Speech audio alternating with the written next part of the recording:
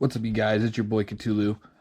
Just figured I'd come. It's been a minute since I did a deck profile. I figured I'd bring you my most up-to-date Yubel deck post Legacy of Destruction, of course. Um, I've been having fun with it. I got to test it out this weekend. I did okay with it. I don't think it's so much it was a deck building thing. I feel like it's more of me piloting with new combo lines I haven't done before. So it was more or less me just trying it out for the first time this weekend, actually in person, getting interrupted, things like that, and trying to end on boards while being interrupted. But I feel like the deck profile's pretty good. There's definitely some janky things about it, but that's why I love it, because I love my jank. So let's get into it. So, of course, starting out standard 3 Samsara. It's one of your main surgers on the deck.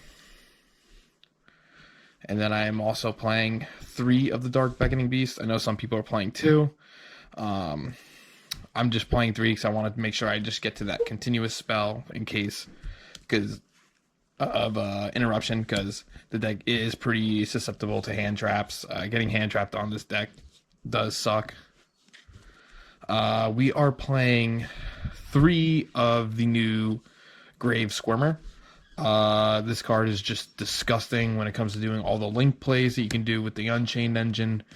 Thought about playing this at 2. Playing it at 3 right now because I'm playing a 43 card deck to try to hide some of the other bricks I'm playing in this deck besides the Yubels themselves. I will say going second a lot of times, I will play like 2 of these instead of 3, and I'll pour like a board breaker instead, like a harpies or something if I'm afraid of back row going second. Then we have 3 spirit. Again, not once per turn for the destruction, so doing all the destruction to summon back for all the link plays, just disgusting. For the other Yubels, I'm still playing 2 of the OGs. You could play just 1. I'm just more comfortable playing 2, even though they're more bricks. I'm always afraid of Cashier matchup. All they got to do is banish one of these guys, and you still have plays, but having 2 just makes me feel more comfortable to have, and just easier to float into other things. Then I'm just playing the Terror Incarnate. You could, like I said, you could play 1 OG, you could play 1 Terror, and then like the one above the Terror Incarnate, the Ultimate Nightmare. I feel like the Ultimate Nightmare just doesn't really do anything on its own compared to like these 2. You could do it, but I'm just not a fan of the card. Just collect these.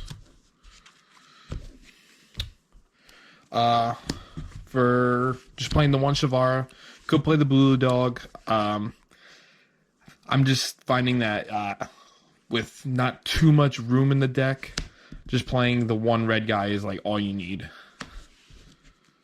And then for the jank, we were playing 1 Thunder Dragon Dark and 1 Thunder Dragon Hawk to make Colossus.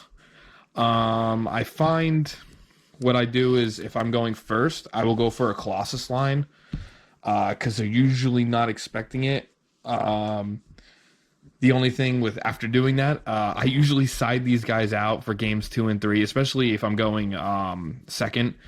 I will side this and the other card I use to facilitate the combo, and I'll just replace them with hand traps. But no, usually if they don't know that it's coming, it literally just it's just a scoop at that point for a lot of people, unless they have, because they have to respect the Colossus. They have to try to remove that Colossus first. If they don't, then with the rest of the board you end up building, it's just pretty much a free win. And then on to the spells. Playing the 3 Thrones with the 1 Terraforming. We have to make sure we try to see this field spell. It is cracked. Whether usually you're adding the hand, but you do have the option to destroy directly from the deck. So you just keep floating, put a body on the board if you really need to.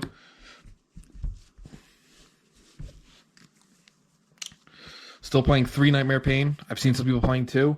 I just really want to see this card in my opening hand. You couldn't search for, obviously, with Spirit. I'd rather have it in my opening hand, especially if I'm going to be opening with Dark Bricks. That could even include the Dragon Dark, since it's a dark. So technically, if you open with this, which is like the worst card to open with, you can at least use it as Nightmare Pain fodder to get one of your starters. We're playing 2 gates. You could play 3. I just prefer playing the 2.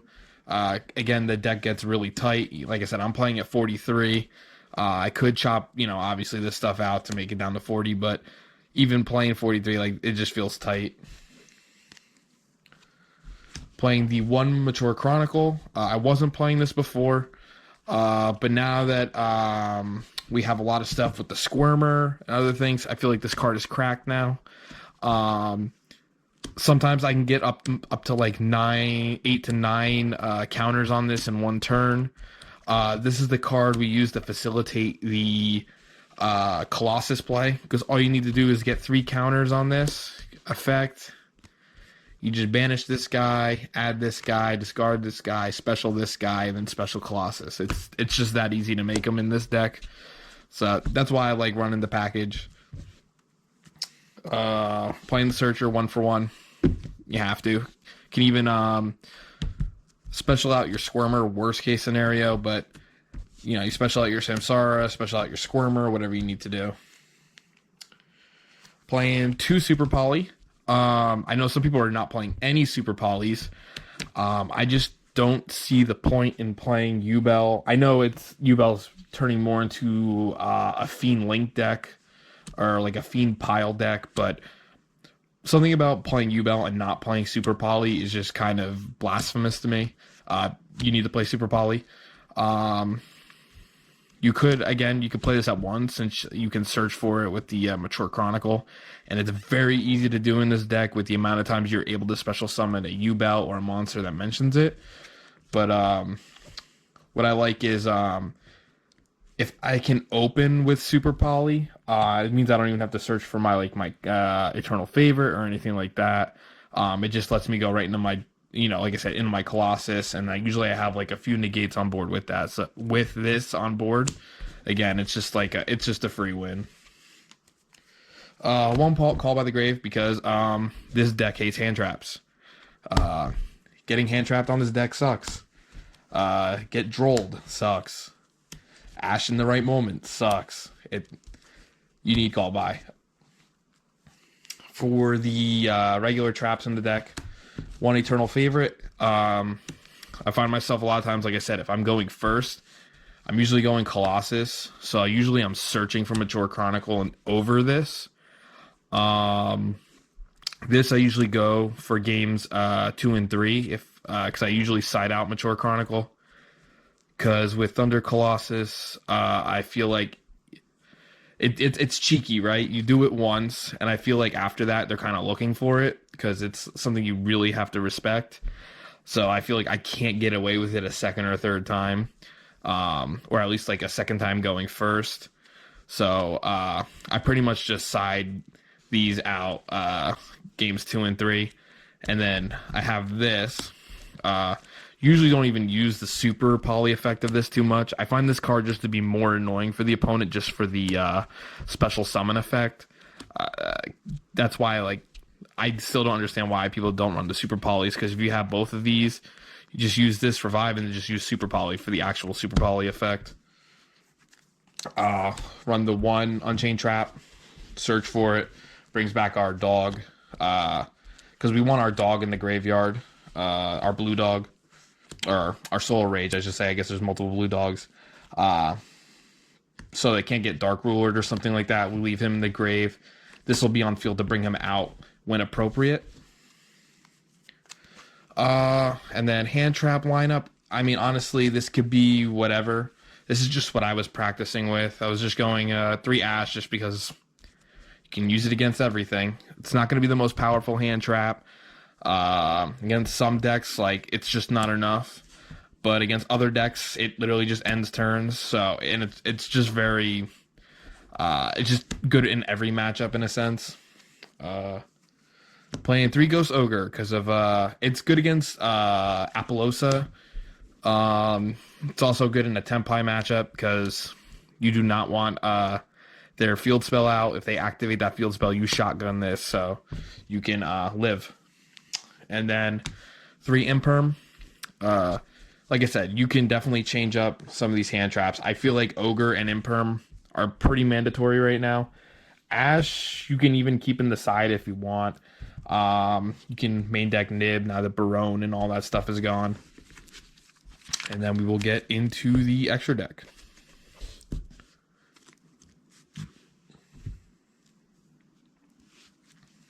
I'll start with the XZ lineup. We're playing one of the new XZ, the Favrujas, the Final Bringer End Times. Omni Negate pops cards. It's kind of like an Unchained Abomination. It's just going to pop a bunch of cards. And again, Omni Negate. We're afraid of things like Featherstorm, Harpy's Feather Duster, Lightning Storm, Evenly Matched. So we'll have this guy for those scenarios. Still running the Gustav Max for the OTK burn. Still running the tank at the moment. I've been playing around with Skill Drain. So I have this kit guy in case we get Skill Drain up. At least I can put a 4K beater on the field and just swing into things. 1 Typhon because he's kind of like our oh shit button. In case we really have nothing or we get stopped. Also very good in the Branded matchup. You just make him and just watch Branded squirm a little bit. For the Lynx, 1 Yama, 1 Soul of Rage for our Unchained lineup. We're running 1 Salamangreat Almirage. I want to cut this card, but unfortunately, if you get stopped like on like your Dark Beckoning Beast or something like that, and you happen to have gates anyway, sometimes you do need this, link off the Dark Beckoning Beast or whatever got stopped, the Samsara, go gates, bring up this back, link into something else. Again, I want to cut it because it doesn't do anything. It just gets stuff into our grave. 1 Muckracker. I have a love-hate relationship with this card. Obviously, it's good because it brings back any of our fiends. I'm just a dumb pilot, and I will fiend lock myself, and I'll be like, oh no, now I can't bring out Apollosa or anything like that. Speaking of, 1 Apo. Some of the boards we like to end on are like a 3 to 4 to negate Apo with Thunder Dragon, Soul of Rage in the grave with the trap on the field. And if we can, maybe like a Yubel with the Nightmare Pain. So we build like a negate board with Thunder Colossus, just in case anything threatens our back row or anything like that. 1 SP for the Unchained play. Or, again, sometimes when you just get stopped, you make Almirage, bring something back, make SP, and pray to God that it's enough. For the fusions, playing 2 of the Loving Defender. Thought about playing this at 1. Just keeping it at 2 just because it's the ultimate super poly target, right? All we need is Yubel and then the whole board can go. I was thinking about putting other super poly targets in and just keeping this at 1, but the more I keep thinking about it, it's just everything. It's just, as long as you get Yubel, it's everything. So I'm just keeping it at 2 for now. Super poly target, just the Garua and the Mud Dragon. Just small super poly package. And then we've been talking about in this whole video, but the Thunder Dragon Colossus. Again, he between this and the rest of the board, it's just sometimes an instant win. A lot of decks you have to add. Permanent draw in the field hurts. I don't want to talk too much about side deck because obviously side decks are going to be very dependent on what's happening in the format, or even like specifically your specific locals, what people are doing. Just some interesting things is this is definitely main deck worthy. I have it in the side for now. I probably will fit it into the main though. Because the fact that you can just nib your opponent's whole field, give them a giant token, put a Yubel or two on the field, and just attack into the token, just instant wins you games. Especially with Barone and Borreload not being around anymore, this card is cracked. Other things I've been experimenting with is just skill drain. Because the combination of skill drain and nightmare pain is gross. Because even though your effects to not be destroyed by battle will be turned off, if they have a big enough beater on the board, it doesn't matter because you're going to go into Spirit with Nightmare Pain, crash into something big, effect, bring out another, crash, effect, bring out another, crash. I've done it under other opponents' skill drains while having Nightmare Pain and just OTK'd them because of their own skill drain. So I figured I'd test it out running my own. But it's a double-edged sword because this card is also really bad if they get rid of your Nightmare Pain. I'll show you guys a quick 2-card combo. If you're opening up with Throne and either a combination of Throne and Chronicle or Throne and Pain, we're just going to assume we're going to open with Throne and Pain. This would be the best case scenario. Start with Throne. We're going to activate Throne to add our starter, Samsara. I'm going to normal. We're going to effect to send off, the special out, Spirit. We're going to go effect the Spirit. It's our hand. We'll add the, we'll set the Mature Chronicle. We will activate Mature Chronicle, activate Nightmare Pain. And again, this is assuming that we don't even have opening. If we have opening of the Spirit Gates, the combo goes a lot further. This is just if we open no Dark Beckoning Beast, no gates. It still ends on a pretty disgusting board. We go Pain Effect. We're going to pop. We are going to add the Squirmer. Then we're going to resolve this effect to special. That'll put a counter. Then we're going to use the effect of Squirmer. Special summon the pop. Special summon then pop, I should say. And this will go off. In this case, why don't we do this? We'll go. Actually, no. We can only resolve this. So it'll bring that out. That'll be 2 markers. We will link into Yama, and we will start this line. And we'll effect. We will add the red dog to hand. We will go engrave effect of Squirmer. The special summon out Spirit. That'll give us 3.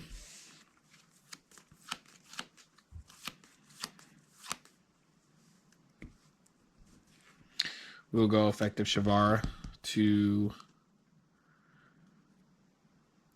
We will target Spirit. Pop. We'll go Chainlink 1, Chainlink 2. So this will add this to hand to special summon. And then we will actually special summon the other one from deck. So that'll put us to 5. So now we are Fiend Locked. So we need to get rid of this boy if we want to do anything else that's not Fiend.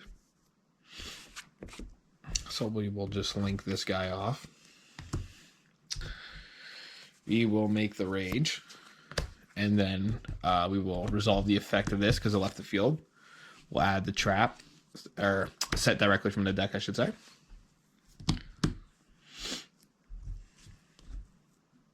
So now there's a few different lines you can go here. You can use the Mature Chronicle to pop a card, which will trigger your Yama to bring back. So like what you can do here, right, is you can use this to pop this. That'll trigger the Yama to banish to bring back the other level 10. You can make Varudras here. What I've been doing cheeky that people don't expect is I will link all 3 of these off. I will make Apollosa. So we got a 3-mat Apo. I will use the effect to use 3 counters to banish a card from the deck. So we were at 5, so now we'll be down to 2. And with that, we will banish the Thunder Dragon Dark. That will activate its effect to add a Thunder Dragon from deck to hand. So that's when we add our other Thunder Dragon card. We add Hawk. We can use Hawk to discard to special summon one of our Thunder Dragons that are banished from the graveyard. So we bring back the Dark. And then that allows you to summon Conditions of Colossus. So we can take that off. And we special summon Colossus. So on this board here, we'll just move that up. We're ending on, like, I know we're not really ending on our Yubel stuff, but we're ending on a permanent Droll. We're ending on a 3 monster negate. And then we have, well, Yama's here because we didn't use that effect. We have, in case anything gets destroyed, we do have Yama to special summon a Yubel back from the grave. So Nightmare Pain is live. But we have the set trap if anything threatens our Apo, because they're going to want to try to bait out a negate for Apo to at least get it low enough to crash into. But we can bring out Solar Rage, and then we can link into SP before, you know, at the end of the main phase, if anything's threatening. Like I said, the only thing that really screws this board is like a Dark Ruler no more. But it's not completely the end all, because it's gonna hurt these 2 guys. Only thing is, since we have guys hiding in the graveyard, we still have interruption, and we still have ways, if they pop cards on the field, to bring out, to use Yama on their turn to bring out a Yubel. And we also have the trap after like a Dark Ruler has resolved to bring out Blue Dog, so his effect is live and SP will be live. That's why I like having these guys kind of hiding in the graveyard during the opponent's turn. I know for a lot of the combos, you want to use Yama during your turn to special summon. Like I said, you can do that to make Varudras and things like that. But I like having, I feel like it's a more layered interaction, because now we have like, besides like hand traps we might have, we also have, you know, onboard interruption, we have possible hand traps, and now we have things in the graveyard they have to worry about. That's the thing I like about this deck, is there's a few different boards you can really end on, right? Like you can end on the Varudras. You can end on Varudras and Apo instead of Colossus. You can end with Rage on board. This is, like I said, this is the cheeky board I like going first. This guy gets cut game, or not him specifically, but the cards that make him get cut, because I feel like I can't get cheeky, especially against good players doing it again. But if you guys enjoyed the video, let me know. I know I ramble a lot. Any suggestions or anything, just let me know down in the comments. Again, I hope you enjoy, and you guys have a good one.